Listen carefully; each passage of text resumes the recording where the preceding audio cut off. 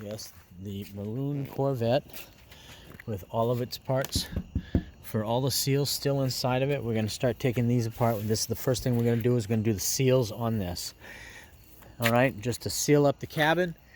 And then we're going to clean out the cabin and then start rebuilding the engine and transmission to this bad boy. Let's see what we got here. Hold on. Looks like it got stuck on one side, but that's okay. There we go. This has got the assist piston of the 88, and I forget, it might be on the previous years, but it's very nice. It makes this hood go up nice, and it stays up once you do that because it hooks it off to the side. So you get it back in, you push up, or what is it, pull down? Yeah, you pull down like that. Okay, that works.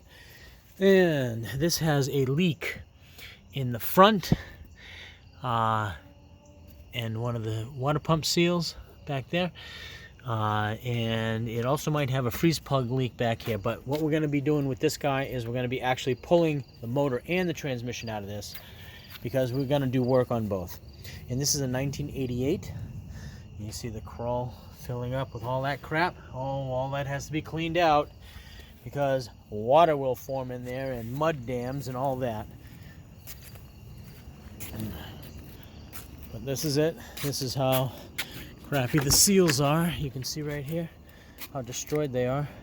Yeah, I can press on it and it's cracking apart in my hand. You know, and it is what it is.